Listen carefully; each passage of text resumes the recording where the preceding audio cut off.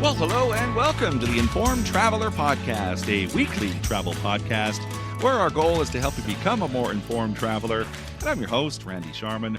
On our podcast this week, we're going to talk about car rental insurance. Should you go with the car rental company's insurance, your credit card insurance if you have it, or your own personal car insurance? Well, travel expert Onanta Forbes will join us in a few seconds to wade through the different coverages. Plus, we've got a bonus segment for you again this week. We're going to chat with the Chief Revenue Officer with Gigsky, a company that specializes in eSIMS. So we'll get a lesson on eSIMS and what they are and how they work. And David Yeskel, the cruise guru, will join us this week as well to share his recent cruise with Explora Journeys on board the Journey 1 cruise ship. And Ken Stewart from Crowfoot Travel Solutions will be along to give us a few destination ideas and travel deals with our weekly roundup. But first, let's kick things off chatting with travel expert Onanta Forbes, who joins us each week to discuss some of the travel news and travel trends. You can follow her adventures on Instagram, Facebook, and X at Onanta Forbes. OnantaForbes.com is her website. Hi, Onanta. Hey, how are you? I'm well, thank you.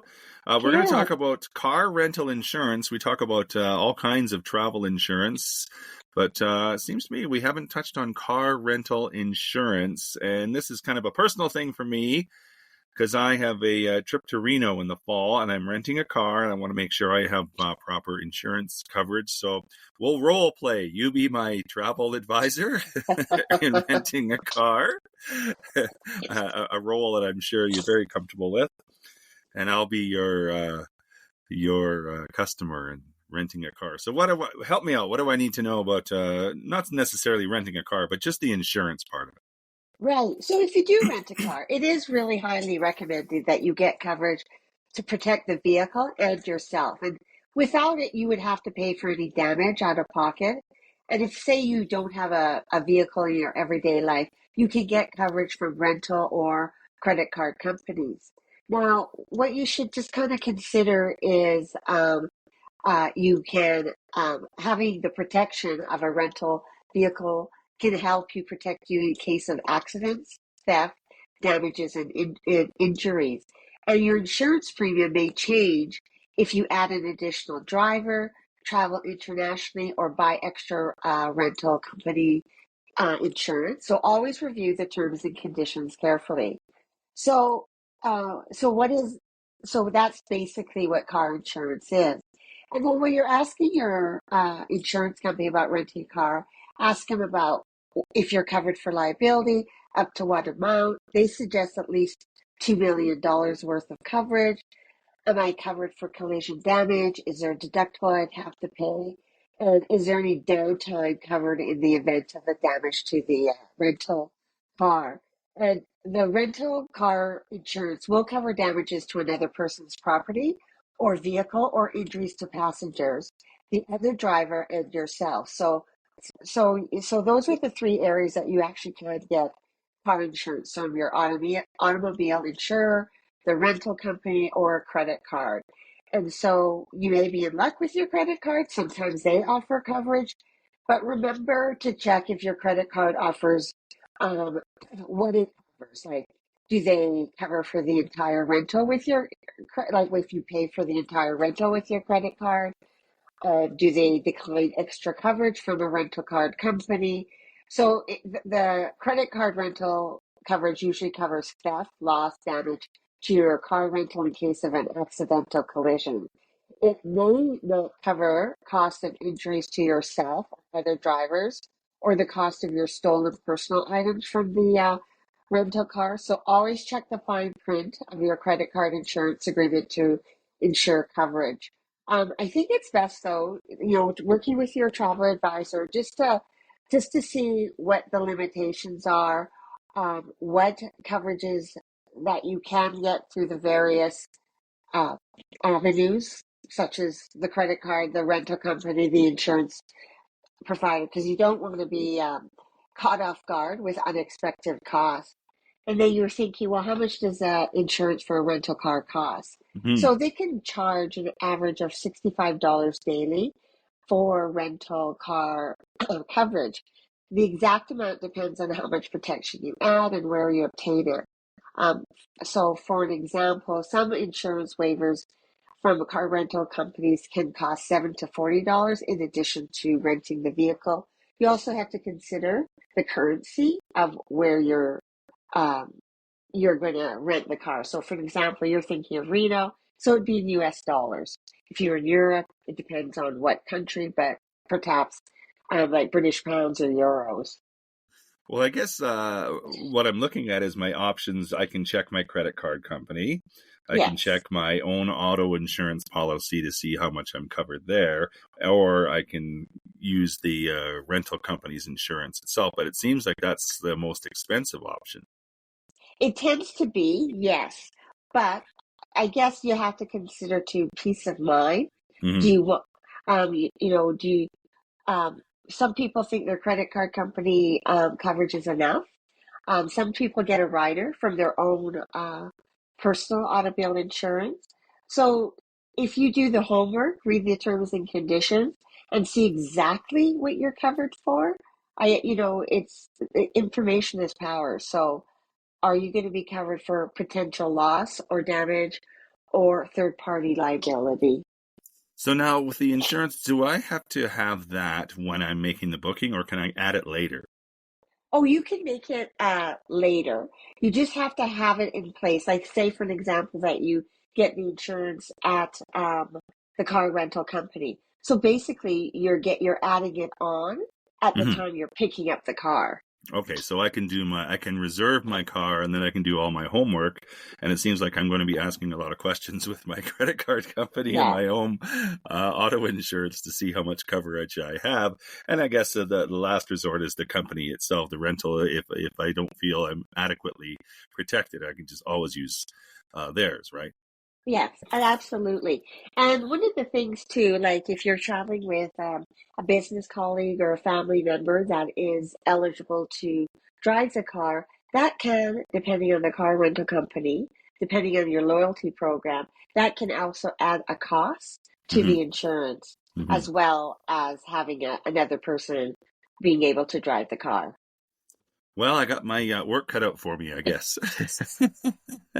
Yeah, there's a lot to consider when with insurance in general. But again, it's important that you can walk away from an accident. The other thing to consider is, when you do uh, rent a car, that and you're looking at all the insurance, like I always make sure that people think about, do you have emergency hospital medical coverage? Because yes, you're protecting the car and the damage of the car and another person's vehicle. But does all these insurance include if you have to be hospitalized or you need doctor's care or medical attention? Hmm. Well, that's a separate topic altogether, which we'll have to cover on another day. So, appreciate all the advice and tips. You can follow Onanta Forbes on Instagram, Facebook, and X at Onanta Forbes. OnantaForbes.com is her website. Thanks, Onanta. Thank you. Have a good week.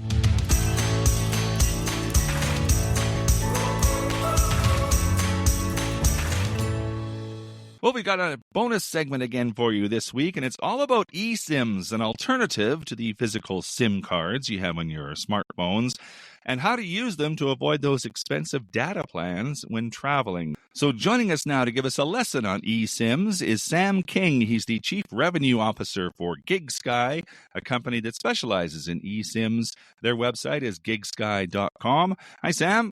Hey Randy, how are you? I'm well. I'm excited to learn all about eSIMs. So, first of all, tell me about Gigsky, how it all began. Sure. So, Gigsky was started back in 2010 as a travel sim company. So, if you remember the aughts in the early 2010s, when you traveled internationally, if you didn't want to pay the outrageous roaming charges from your mobile operator, you would go to different countries and you would collect SIM cards and keep them in a little plastic bag. And then you pop them in and out of your phone throughout your travels. And there were companies that specialized in the travel SIM space. So instead of people buying local SIM cards, which often involves like passports and know your customer requirements and things like that, they could buy a travel SIM that was usually less expensive than your home operator. And our company was founded on providing a data-only travel SIM. Since when people travel abroad, most of the time they only want to use data. They don't do a lot of phone calling or traditional SMS texting. And that's even more the case now, is basically 99.9% of all stuff done on a smartphone is with the data connection. Yeah, it's kind of ironic that it's a phone, but hardly used as a phone. Yeah, nowadays, right? it's a pocket computer with a telephony app on it. So you kind of gave me a bit of a lesson on what eSIMs are. Basically, it just removes the little piece of plastic, right? Yeah, that's right. So eSIMs got started in the machine-to-machine space. So think like connected smart meters or connected vending machines, where it was very difficult for these device manufacturers to actually go in and switch the SIM card, the connected car. And so instead, they soldered in a SIM chip, and then they were able to change the SIM card remotely over the air. Now, it took a while for the mobile operators around the world to come around to the idea that they should do the same thing for smartphones, for consumer devices, but sort of led by Apple. And we worked with Apple back in 2015, 2016 to get this standardized. That led to an eSIM being first put into the iPad, which was like the first consumer device. And we were a launch partner on the embedded SIM iPad back in 2014. And then working through the standardization process 4 years later in 2018, we were one of the original launch partners on the iPhone for eSIM. And what that enables you to do is basically get a digital SIM card and download it onto your phone or your tablet from your preferred mobile operator. But the other addition that Apple made to its phones in 2018 when they added the eSIM is they also made it dual SIM. So a lot of people talk about eSIM, but it's also important to talk about dual SIM, which means that you can have two SIM cards working on the iPhone at the same time. And so for someone who's roaming, it's probably the best use case of this in the consumer space. You can have your domestic SIM card still active in your phone so that you could see if somebody calls you, or so you can do a two-factor authentication SMS with your bank or something like that. Mm-hmm. But you can then download a digital SIM card from Gigsky for your data connection while roaming, and pay a lot less for the roaming than you might pay to Rogers, Bell, Telus, AT&T, Verizon, etc. Mm-hmm. And it really is simple. I am looking on your website, gigsky.com, to see how it works with your company. And I always say that sometimes the easiest things are the hardest to explain, but it really is that simple. You as your website says, choose your destination and package, install your eSIM, activate your eSIM, and that's it. That's right. And then you're good to go. And we specialize in roaming data connectivity, both in the consumer space and in the enterprise space as well. And so we are able to engineer a lot of redundancy into our global network, where we're able to choose and configure our SIMs to be able to latch on to the best and fastest networks. And we also have like live customer service. This differentiates us from other folks in the space. So that even if you do have an issue, you can always get a hold of a human at Gigsky to help talk you through the SIM setup process or any connectivity issues you might have while you're on the road. Which is always nice, because I'm always leery of technology. Technology is great when it works. When it doesn't work, it can be a real hassle. Now, how much data do I need? Like, you talk about you can get 100 free megabytes. What is is 5 gigabytes enough? Like, what if I'm not scrolling through cat videos on Facebook or anything like that? Right. How much data does the average person need, and what does 100 megabytes get me? Yeah, so 100 megabytes is enough to get you started in terms of being able to, pull up some maps, do some, static browsing, and to get a feel for the connectivity and how it's going.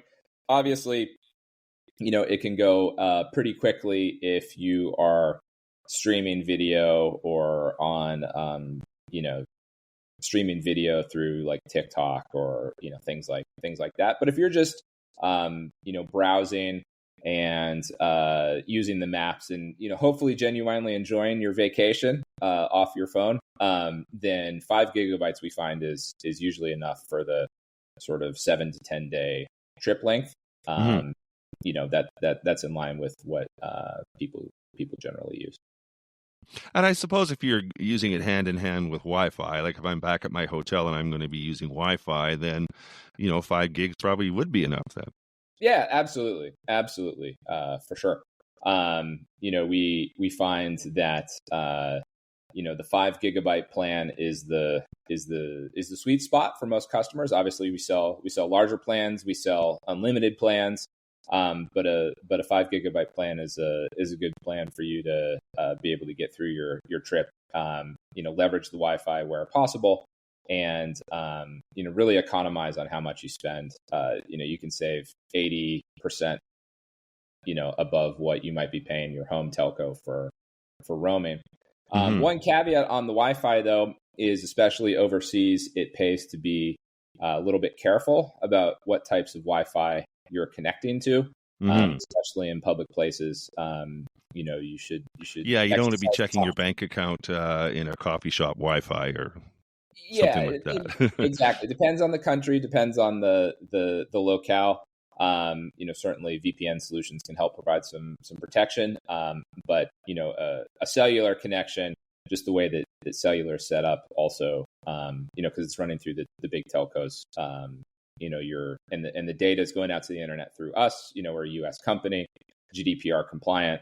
You can always rest assured that your information is safe and secure. And it's available on all devices, right? Again, if you scroll down into your website, you can check for your compatibility depending on what iPhone or Android or any device, right? Yeah, absolutely. I mean, the device, in order to use Gigsky, the device has to meet 2 criteria. One is that it must have an eSIM, and the other is that it must be unlocked. So that SIM slot must be unlocked. Now, in most parts of the world, the SIMs are unlocked. There's a few places, US being one of them, where it's on a device, sort of payment plan with some operators. Sometimes it'll be locked, but the vast majority of the time, the SIMs are unlocked across the world. All iOS devices have eSIMs in them since 2018. So, I mean, there may be a few people still running around with the iPhone 8, but by and large, people have changed out their phones since 2018. In the Android space, the rollout of eSIM has been somewhat fragmented, but the big Android device manufacturers, Samsung, Google Pixel, etc., they have eSIMs, especially in their mid-tier and top-tier devices. So generally, it's pretty common to find. Anything else you want to add? We not only do we do smartphones, we also do iPads, tablets, and even the Microsoft Surface. So we do all types of devices, and we have recently launched cruise connectivity. So our SIMs now roam on networks that are on cruise ships, over 200 cruise ships around the world. And if you've ever taken a cruise, the cost of staying connected can be pretty high when you combine the Wi-Fi. So it's like you end up paying a ton for the Wi-Fi that's not very good because the Wi-Fi signal doesn't propagate very well through a big cruise ship. And then you end up paying the day pass to your home operator for the few hours that you might spend at port, doing an activity or whatever. So we've launched the only land and sea, terrestrial, maritime, surf and turf, however you want to call it, plan where with one single package, you're able to get a cellular connection on the ship, which is, much better connectivity than the Wi-Fi, and then you're also able to use it on land. So you're paying once and you're covered for the whole cruise. And we're really excited about that. And the customer feedback has been really great. So that's definitely one thing I'd like to add. Awesome. Well, people can find out more information on your website, gigsky.com. I feel enlightened now. I know more about eSIMS, so I appreciate the lesson, Sam. Sam King is the Chief Revenue Officer with Gigsky. Again, the website is gigsky.com. Appreciate your time, Sam. Thank you. Yes, thank you, Randy.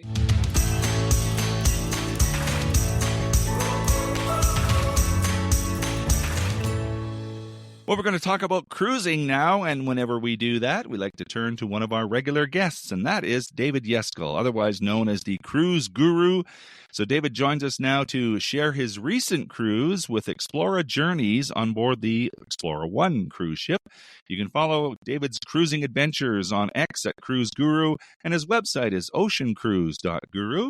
Hi, David. Hey, Randy. Explora Journeys, I'm looking on their website, which is explorajourneys.com, and it says, a new era of ocean travel has arrived. Has it arrived? It really has arrived, Randy. So this is a brand new cruise brand designed to compete in the luxury category. So against the existing players like Seabourn, Silversea, Regent, Crystal, very high-end, ultra-luxury. And it was born from the MSC group. So we talked about MSC cruises before. Mm-hmm. They operate 5,000 passenger mega ships, but within those mega ships, there's a key card activated luxury enclave called MSC Yacht Club. So this is a true luxury product in the midst of or embedded into a mass market mega ship. So what MSC did is they learned from this MSC Yacht Club product, and that was actually the genesis for this new brand.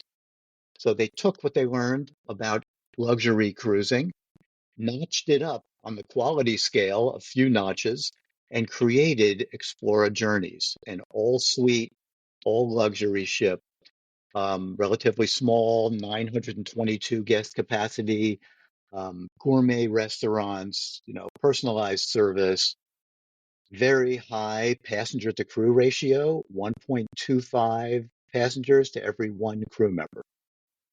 Yeah, I was looking at that. That's amazing. Like if That you can get anywhere around 2 to 1, you're doing pretty good. When you're down to almost 1 to 1 passenger to crew, that's very good service.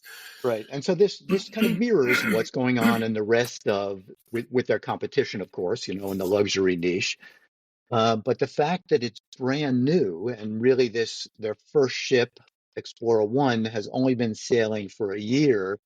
I have to tell you, it was a very impressive experience. I was on for 4 nights of a 20-night sailing. So this was a 20-night sailing transatlantic from Miami to Barcelona. And I was just on with a small group of media from Miami to Antigua for 4 nights. But in those 4 nights, I got to eat in almost all the restaurants. I got to really experience the ship and really got a feel for, what they're doing on board. Well, it sounds amazing. Is it hoity-toity, though? Would you be intimidated if you're not, I don't know, used to doing a luxury cruise of this extent? No, it really wasn't, Randy. As a matter of fact, it felt very comfortable. The ship itself is gorgeous. I mean, the ship itself is very upscale, beautiful Italian design, marble everywhere. There's so much marble, I'm amazed the ship can still float. There's marble everywhere, marble. It's gorgeous, but it feels relaxed and comfortable and not uptight the way some luxury properties and maybe some other luxury ships would feel. Staff were very friendly, engaging, staff and crew. So it was very comfortable. And in a marked difference from their competition in the luxury sector, they cater to families also, to families with children. So no other player in the luxury sector in the cruise line really does that year-round. They have a small kids club on board. They have kids counselors, small program. Now, they don't carry a lot of children, but they do encourage families who want to come with children, of course, and multi-generational families who want this type of experience now to come with children. And so that also makes it really more relaxed aboard. So Hmm. it's not formal in any way. There's no dress code, although, of course, people are dressed nicely in the evening to go to dinner. Hmm. Um, but it's not stuffy at all. And despite the price point and the accoutrements, it doesn't feel stuffy. It actually feels very comfortable. Nice. And I do like not so much the formal nights, although I do like those, but I like it when people get dressed up for dinner. I think that's what makes it special, right? Yeah, right. And people do dress nicely for dinner. I mean, there are people in all manner of dress. There's just, of course, Hmm. no shorts for dinner, that type of thing. Yeah, Um, and it seems to me that you get a lot for your money. Like it's not, I wouldn't want to say it's an all-inclusive type thing, but instead of looking at price point, look at what you're getting value for dollar, I would think. right, yeah, exactly. So I think they have a very unique value proposition.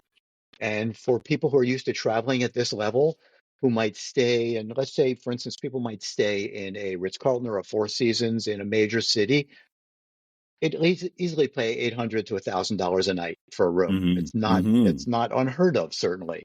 And Explora Journeys fares, I've looked at a range of their fares, and typically they start at around 400 per person per night. But when you look at the comparison of what you get for a landside hotel for that $800 a night, you get just the room.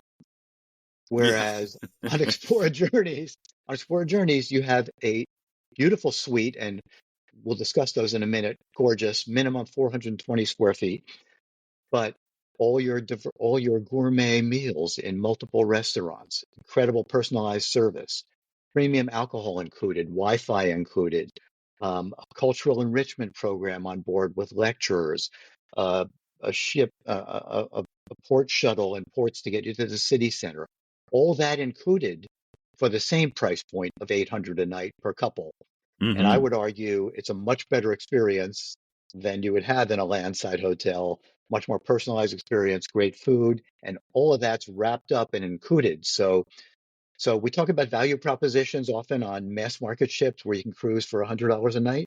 Yeah. This is another kind of value proposition where you can where a couple who's used to traveling at high-end hotels can can get that experience and much more for the same price point that they'd pay in a landside hotel. Exactly. Well, when you're talking about Wi-Fi on a ship, that's expensive, and then Right, just right. just the food itself, the culinary experiences on a ship. I I beg to unless you're talking super high-end hotels, most of them can't match it. No, most of them can match that. And these meals, Randy, I ate in four of the five fine dining restaurants in the evening. There's a Pan Asian restaurant. Fil Rouge is French. Another that's called Med Yacht Club. That's Spanish, Italian, and Greek. A steakhouse. All delicious, interesting and gourmet foods. So much shellfish on the menu and prime meats. But surprisingly, what I was most impressed with was their casual dining venue called Emporium Marketplace. So y- I couldn't call this a buffet. It's a gourmet, an upscale gourmet food hall with 18 individual food stations. And I can tell you, that's unheard of certainly for ships in this sector. So certainly the ships in the luxury sector have a great casual dining area, but it's relatively limited. Um, this was massive with 18 different stations, a charcuterie, a fromagerie, a boulangerie, a seafood station, a fruits of the sea station, a made-to-order pasta risotto station, with a lot of the dishes made to order in this venue and true gourmet offerings, a great sushi station. I mean, I ate every breakfast and lunch there, and I never got to all the foods they offered. Well, So I'm just thinking that you could spend the whole day there and not go anywhere else. you could spend the whole day there, and there's even dinner there. So some nights I ate a little pre-dinner there just to get an idea of what they had, and then went to dinner in one of the fine dining restaurants. But very impressive and very different than their competition in what they offer. It's really a large, diverse, and gourmet offering. So no waiting in line for a burger, in other words, right? No waiting in line. You can get a burger, but there's no waiting in line. There's plenty of staff and crew to serve you, and they're eager to do so. Okay, let's talk about the suites now. Yeah, They're all suites, right? Like you mentioned, the size are larger than average that you all, would find on a cruise, on a regular all cruise ship, right? suites, all suites. The entry level suite, which is what I was in, is 420 square feet. Gorgeous, beautiful design, walk-in closet, large bathroom, a large balcony with two chairs, a table, and a day bed. That's something I haven't seen before on a cruise ship private suite balcony, a full-size day bed. So there's enough room on the balcony for all that You need furniture. you need the day bed just to lay down after all that eating. Right. Yeah, if you need to knock out for an hour after one of those meals. So just beautifully designed suite, practically designed, and a lot of what I loved was a lot of small luxury touches in the suites, things they thought of. Wireless device charging on each nightstand. So you just put your phone down and it charges. Oh, nice. Motion activated night lights on each nightstand. So during the night, if you get up, the lights come on. USB ports spread all throughout the suite, everywhere. So for charging, there's a Dyson hair dryer built into the vanity. A heated marble bathroom floor for when the ship is That's cruising in cold nice. climates. Since Yeah. it's marble, it gets cold, but heated floor that you control. Um, Very good lighting throughout the suite. Even little things like, even the bath mat that you put down outside the shower or Hmm. bathtub so you don't slip when you get out. Hmm. That even had like rubber grips on the bottom so it wouldn't slip. Things like that. All these small luxury touches that are woven into the suite product to just make it that much more comfortable. And they've done a great job. They learned a lot from their other brand, from Yacht Club. And like I say, they've notched it up even further to create this, almost all-inclusive luxury experience. Well, it does sound amazing. It sounds like you enjoyed your time, even for just for 4 days. Yeah, it was great. It was really an impressive thing to see. And so their second ship, Explora 2, is launching this September in the Med.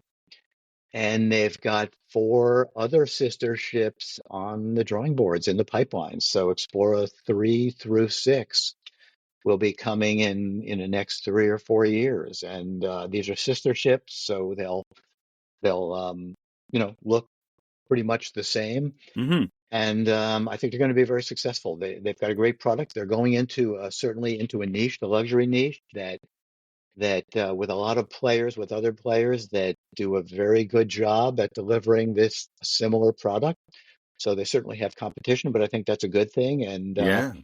they have their own place in this niche now. And just, a year into operating, I think they're functioning at a very high level, higher than I would have thought for just a 1-year-old ship with a new brand.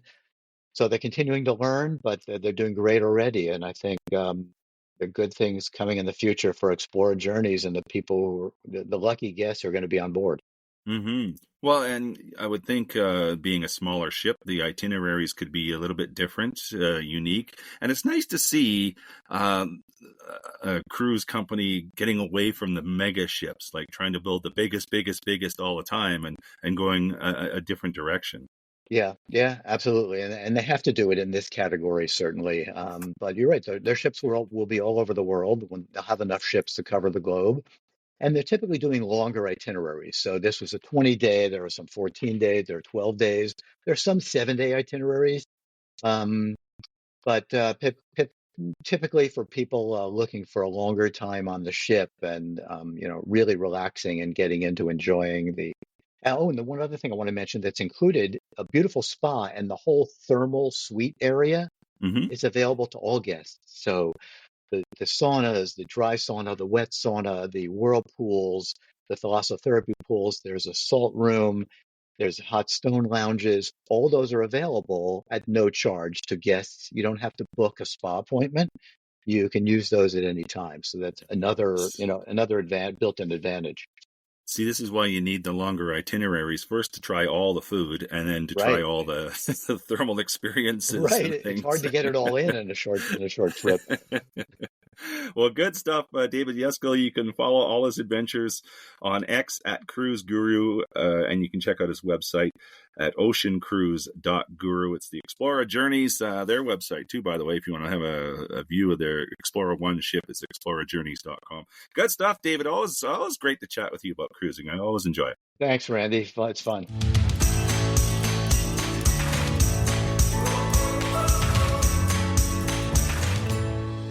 This is the Informed Traveler Podcast. I'm Randy Sharman. Just want to remind you of our website, theinformedtraveler.org. That's where you can find our contact page if you have any questions or comments about the podcast. You could also email me with any questions you might have. My email address is randy@theinformedtraveler.org. And if you want to get up-to-date travel info through the week or just see a few amusing travel stories and links, you can like us on Facebook at facebook.com/informedtraveler, on Instagram at Informed Traveler, or you can follow me on X at Informed Traveler. So now, as always, I'd like to end the show with our weekly roundup, and joining us to do that is Ken Stewart from Crowfoot Travel Solutions. Good day, sir. Happy Canada Day. Yes, happy July 1st, everyone. Hopefully you're going to be able to get outside and have some fun with your family and friends. And then our American friends have their Independence Day a few days later. So yeah, and my wife's down in the States visiting family, so she'll be partying, I'm sure, down there with them. It's a double reason to party. Exactly. And speaking of those 2 days, there's a couple of Canada Day and Independence Day savings and offers that came out this week. Emerald River Cruises are offering on their ocean sailings savings up to $12,000 depending on the sailing, and $500 onboard credit per couple. Wow. On 2024 and 2025 luxury yacht cruises. And these are great because they're boutique style yacht. So it's like the old show, you're sailing like the rich and famous without their costs. But again, they do a really great job, and they're nice boutique, smaller ships, and they get into some really great destinations. And on the river cruises, you can save up to an extra $1,000 a couple, in addition to their best available or flexi fare offers on all their luxury cruises. Nice. So, again, great offer from Emerald and Cunard Cruises. Rarely ever see sales on them. They're the traditional cruise ships. They've got an Independence Day sale offer, reduced fares in US dollars, plus an onboard credit across all 178 voyages, including sailings now right through 2026. So again, both of these new cabin bookings until July 10th. Nice. I would love to do Cunard's transatlantic crossing. They are a great way to sail. And again, a lot of their sailings have little extras and stuff like that. I remember years ago, long story short, my daughter was playing soccer in St. John's, and Cunard was parked there. And the guests were coming back on board that evening from spending the day or whatever. They had a band outside playing. They had tents with hors d'oeuvres and drinks and everything as the guests were coming back on. And it's a huge ship. And it was really cool to see in the harbor because they just kind of pushed themselves straight out and then turned on a dime, as you say. Yeah. Just did a complete 360 and headed out of the harbor.